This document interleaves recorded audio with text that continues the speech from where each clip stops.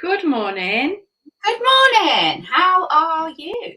I'm good, thank you. How are you? I'm good, thank you. Yes, Excellent, excellent. really good.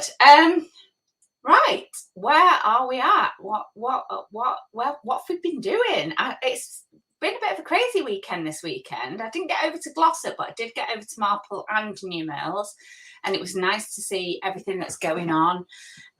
It was really, really nice. I know you did it last week, but we've started to scramble together at one for our show, and that was really, really lovely. Just to see all the children in one place. That's been such a long time, hasn't it? Yeah, Um, yeah, quite overwhelming, really. yeah. I got the goosebumps all over my body. Like it just felt amazing. Yeah, they've been so segregated for such a long time. It's become quite normal, hasn't it? Yeah, So sadly. to see that many children in one place singing and dancing, which is all the things that you just weren't allowed to do, just gorgeous. Really, really lovely. Really, really lovely. And of course, it's been our big wellbeing drive this weekend with International Wellbeing Day yesterday.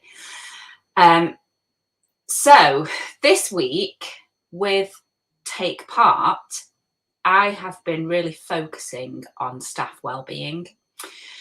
We do a lot. We try our very hardest, and I try to lead that from the top.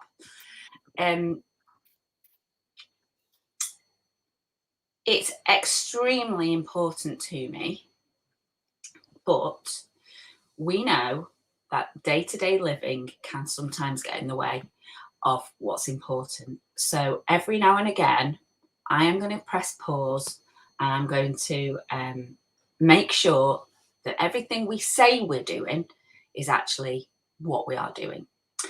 So this was one of the questionnaires that I went through with my staff over at New Mills, the senior leadership team this week. I've still got a few more to pick up on, but we're going to do the questionnaire and then we're going to take some time to reflect on it, and then we're going to do it again so that it's not just a one-off. It's not just put in a drawer and forgotten about. It's really important to us, and it's really important to me to move forward with it. So there are 35 questions on this questionnaire. There are various different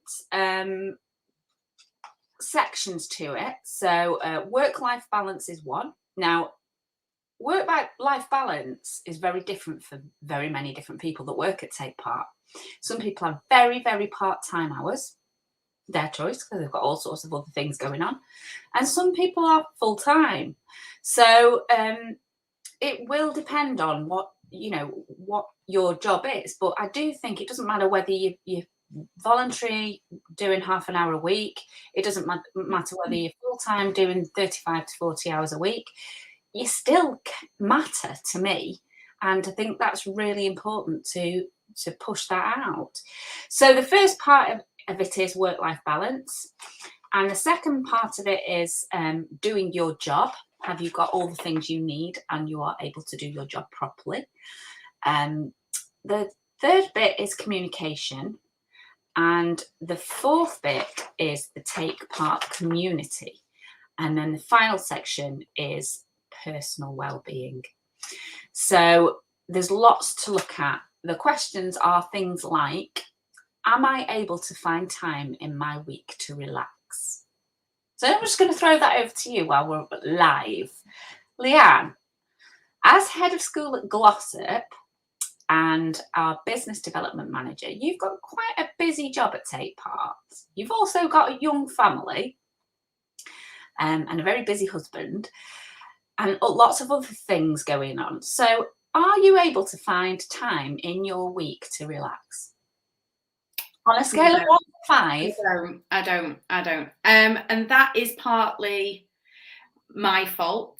I find it very difficult to switch off, but I also think that circumstance for us is very difficult as well, because Jake is so full on, and at night time, he sometimes doesn't go down to bed when I'm ready for him to go down to bed and think this would be my opportunity for relaxation time, or to have a bath, or to read a book, or to watch a bit of mind numbing telly, like, just anything. So sometimes my relaxation time gets swallowed up because Jake can be demanding at that time. But that's not to say that I then don't try and crowbar that in somewhere else, but I just tend not to do that. I really struggle with relaxing when I think that something else could be done in order for me to relax properly. Like I was just saying to you before, that I bottomed my house yesterday. I felt amazing, like, once it was done, but it spent my entire weekend, my entire Sunday, just sorting, organising, decluttering, washing, ironing. And today I felt great, but it's like, that was a busy Sunday, and I could have just had my feet up. But I do feel good. Had my feet up. I know you did. I loved it. I loved that you did. Yes, I actually had a 2-hour bath yesterday. Anyone that knows me knows I love my baths. Lots of people around me don't have baths. That would be an interesting one. In the comments, how much do you value your bath? Do you have a bath, Leanne? Yeah, I do. You have a bath? I do. Do you use it for you, or do you often just use it for bathing the child in? Yeah, it's just Jake. Jake uses the bath. Rich uses the bath. I tend to, for me, it's like it's a waste of my time in that bath. And I can find a relaxation somewhere else. And baths are...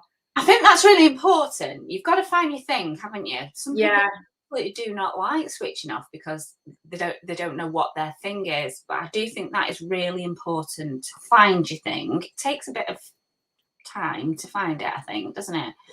Yeah. Right, just whizzing down here. Things like, I know what is expected of me at work.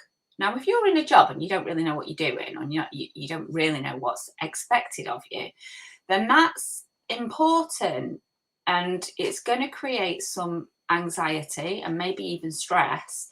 So again, for me, I'm not really bothered at this moment. Everything's relatively new for us going back after lockdown. So the exercise isn't for them all to be ticking 5s out of 5. It's for me to realise where things are not quite aligning and how we can help in that area. So we won't go too far into it because I've got your meeting after this live, and I don't want to spoil it all. Communication. My opinions and ideas are valued. That's really important to me, for every member of staff to feel valued at Take Part. And we have lots of young people that work at Take Part, and that to me is important as well, because I'm not young anymore, and a diverse range of opinions is really valuable for a business owner, because we've got to keep it fresh, we've got to keep it alive, we've got to keep it current, and it's important that we ask these questions to everybody involved. Things like, I feel safe at Take Part whilst I'm working. That's important to me.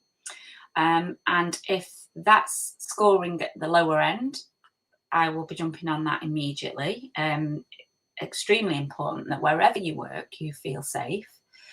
I feel I can express my feelings honestly. We don't always like what we hear, but I do think honesty is the best policy at work. You need to be in an environment where you can communicate and you can offer your opinion and your feelings, because they are yours, and that's important to your well-being. So loads and loads of different things on here that we're going to work through, and I'm going to collate it all. I know our mentors have taken away their mentees' staff wellbeing sheets, and they're going to work on them this week in their meetings. I'm going to work with the SLT on their stuff. And then we're going to do the exercise again in a few weeks' time, when we can sort of have this conversation together and work out how we can make Take Part a better place for well-being to work. So yeah. Now, if you work in a company or for a company, it would be interesting to know, how often do you get that kind of questionnaire? Or how often do those conversations take place? Because work can feel very overwhelming at times.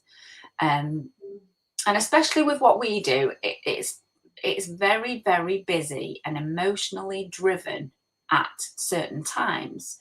When you've got a big show going on, you've got responsibility of lots and lots of children, lots and lots of parents wanting lots and lots of different things.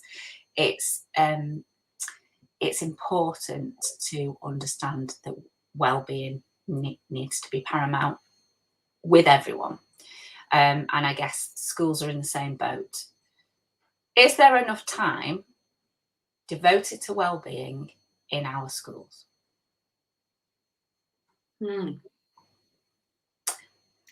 I think not. I think it isn't it isn't anybody's fault necessarily, but I think well-being needs to take a higher priority, especially in secondary schools. Teenagers need looking after, and pastoral care is huge. Yeah. And we value what we do with that at Take Part, and I think you would agree, wouldn't you, Leanne? Which brings me on to, what are you doing about this, Leanne Chance? What is going on with you that relates to this subject matter? What's going on with you personally? I am undergoing I've gone back to uni, and I am currently doing a counselling and psychotherapy degree.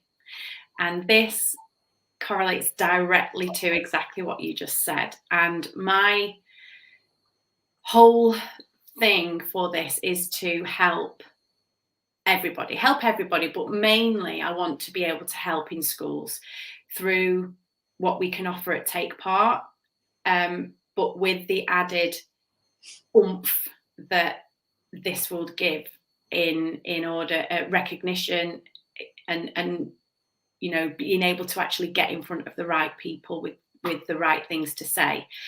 But I want to be able to help. We know that it helps. We know that we can unlock people using the creative arts, whether that be through singing, dancing, acting, play, poetry, writing, drawing, listening to music. Doesn't have to be that they have to sing and dance if that's not what they do, but creative art can unlock people. And I firmly believe that that is how we can help in every way of life. So whether that be, you don't have to think creative like you could sit and play with some Play-Doh with somebody. You can sit and get some crocheting out with somebody. You can sit and just be in a room with somebody, and while they're focusing on a task, they can unlock themselves and then unlock their world. And that is really, really powerful. And it's something that I'm really passionate about, and something that I'm really excited to get to know more about. And I've only really just started this journey, but I'm so deeply excited about it. And as I stand here, I have my little book for my first book that I have to read for my assignments in the theory. And we have three things that we are first of all assessed on, and that is skills, theory, and personal development. So all this is really interesting, and everything that we do with Louise anyway, Louise works on our personal development a lot in our coaching and our one-to-ones. So that isn't going to be new to me, but it's definitely going to be new to some of the people on my course. And that is really going to be very interesting, because I do believe that I've changed, and quite a lot anyway since doing the personal development. So yeah, it's really going to be very interesting, and I can't wait to keep you all updated and to keep you all kind of where I'm at, to keep you all knowing where I'm at with it all, because there are going to be some great things to come. I know it.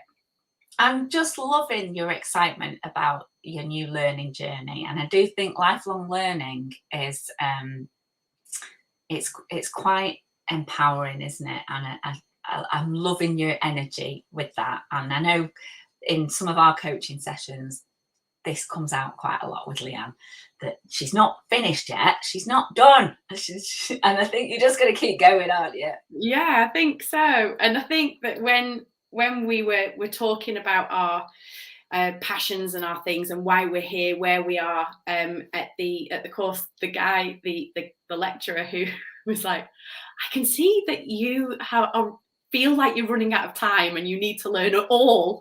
I was like, yes, that's how I feel. He's like, yeah, I can see that. You want to help everybody right now. You need to know now how to do it. I was like, yes, that's right. But wouldn't it be great if there was just more people like that? I know there are a lot of people doing amazing things out there. There just are, but there are a lot of people that need this help. There are more than we imagine. And I've come across a book. I've been following this lady for quite some time now. Actually, she's in my head, and I'm very much in hers. She's called Laura Earnshaw, and she's got this book called My Happy Mind. She does lots and lots of work with children, building their confidence and resilience. But there's science behind it. It's exactly what we know at Take Part, and we very much believe in. But it starts at a very, very young age. And the most important thing is mindset. And once you have a positive mindset and you believe that you can achieve, it can just take you to the most amazing places. And I think that is one of the things that I think if your child learns nothing else, this is what I don't get. This is the most important thing. And I think it's just bypassed massively at school. So understanding your own character, feeling gratitude. You cannot feel negative if you are grateful. It's impossible for your brain to be able to do those two things at the same time. I think there's a huge lack of gratitude in children and young people. I've got one myself. I've been one myself. And I think if young people and children weren't quite so entitled, let's say, it's a bit brutal, but if they didn't feel quite so entitled, then maybe there would be more of a push. Getting very deep, very opinionated now, but it's one thing that I am really driving home within my four walls with my little lad who is growing up at a rapid rate, and gratitude needs to be, I need to see more of it. So we're working hard on it. And I think that's important. It's not the most exciting lesson to be learned, but it's the most important one, I think. Engaging. So yeah, the power of goal setting. Now, I do a lot of coaching with my staff. We look at goal setting a lot, but it is relatively new. And people do sort of coast through life. It might be a goal to achieve within the next half an hour. But wow, what a feeling. Like Leanne blitzing her house yesterday. What a feeling when you achieve what you set out to do. So you have a mission. You are willing and wanting to achieve that goal, and then you get it done, and it's pride, isn't it? It's an immense sense of pride. It is. And I think we can coast, and that's okay. That's okay. My goal yesterday was to coast. It was to do nothing. That was my goal. I didn't quite achieve it, I'll be honest. I got to about 8 o'clock and got a little bit itchy. It wasn't work, but I just wanted to switch my brain off yesterday, and I wasn't quite able to do it. So some of the things that sound easy are not, and need a bit of practice, but don't decide that you've failed and that's it. Get back on. Reflect, that's huge. Journal if you can, that's new for me. And then back on it. So what could you have done better? Sometimes it's as simple as, how could you have been, or how can you be today a better human being than you were yesterday? Lots to it, but goal setting's massive. And this book, Laura Earnshaw, has got lots and lots of tips and tricks about how to engage with your children at a young age to get the mindset correct, and in a very, very healthy way. Understanding your emotions, building self-esteem in yourself and in others, appreciating yourself and others, relationships are massive, and pursuing your dreams and facilitating other people's dreams. So it's all there. Lovely little quote here from Mark Twain. Without dreams and goals, there is no living, only merely existing, and that is not why we are here. Without dreams and goals, there is no living, only merely existing, and that is not why we are here. Wow. Yes. So there we have it. Lots of things to think about well-being this week. A week, like I say, it's not just a day. It's not just one day. It's not the day that we put our socials out and we post about well-being and then we don't do it at any other time. We live and breathe it, and we intend to carry on that journey at Take Part. We find it's for everyone. I was speaking to a brand new parent over at Marple on Saturday, and we were talking about the fact that as grown-ups, we do lose our importance of playing and having fun and being silly, and it's just not on our radar because we have to be the sensible, serious parent. And I think over lockdown and during the pandemic, obviously dealing with a very, very serious situation, then it's very easy to lose our sense of play. Yeah. There's a lot of serious topics to deal with, and we can get overwhelmed with all of that. So as grown-ups, we need to lighten up, loosen up, and have some fun. So I'm certainly going to be able to think about that this week. For me, probably at the end of the week, we've got some serious stuff to do first, but having something to look forward to is very necessary. For me, it is anyway. Yeah, me too. And I think that's why a lot of people, when they book a holiday, they feel probably, well, I used to feel like this because I haven't been on one for a long time, but I used to feel like once I'd booked it, that was the best feeling ever. And then that countdown of when you went on holiday would almost be like a better feeling than the actual holiday. Because you go on holiday and you're like, yeah, this is great.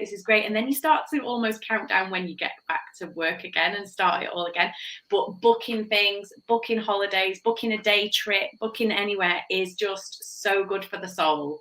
It feels great. And it doesn't have to cost anything either. You could book in the date by putting it in your diary and saying, we're going to go for a picnic. We're going to go to the park for a walk. We'll meet up with some friends and go and walk a countryside walk that you've never done before. You can do anything. It doesn't have to cost anything. Absolutely. And I was told once that if you've got a yearly planner, the first thing you should write on it is your holidays. The rest of it can just fit around there. So that's good, isn't it? That would be powerful. Yeah. Really good as a visual. Yeah. So we are heading towards our sorry, the dog is barking in the background. Just a second. We're heading towards our first goal for our private lesson pupils. And we have put in place a private lesson showcase, which is happening on the 13th of November. And our private lesson pupils are going to perform their first piece in front of an audience. This doesn't apply to the actors yet because there's a lot of theory behind the Lambda acting syllabus. So we've decided not to include the actors this time. But certainly musical theatre and pop vocals, which we use the Lambda syllabus and the Rock School syllabus, they will be working towards their first goal. So it doesn't make it such a big thing right at the end. So to chop it up and chunk it is definitely the way to go. Now, Leanne, is that the way you're going to be going with your learning journey? You're not going to leave it all to the last minute, are you? No, absolutely not. I don't think I would be able to anyway, because it would just be too much pressure. And I've never been somebody that can procrastinate like that anyway, but that would stress me out to have the chunk of work, knowing that I've got it to do, and then leave it all until, no, I couldn't do it. Yeah. So yeah, I'm not going to do that, no. So lots of little goals. We'll be working on that in your coaching session, so we need to pull all that together. So this week, how are you going to find some time to relax, everybody? So the question is, are you able to find time in your week to relax? And if that is a no, or no, I'm not able to, we need to find that. We need to find that and put it in and work it out. So that's the first thing. The second thing is, how are we going to achieve our goals? So what are the goals that we're going to achieve? How short term, long term are they? It doesn't matter. It doesn't matter what they are. So goal setting, maybe 3 goals before Christmas, or 1 before Christmas, 1 by the end of the week, and 1 before Easter. You know, it's completely up to you. And then the third thing is, how are we as grown-ups, and most of us are parents on these platforms, how are we going to find some time to play this week? Is this all going in the chat? Yes. Fantastic. So, goals, play, relax. That's what we need to be thinking about this week. Okie dokie. Have a great week, everybody. And we will see you same time next week. Bye-bye.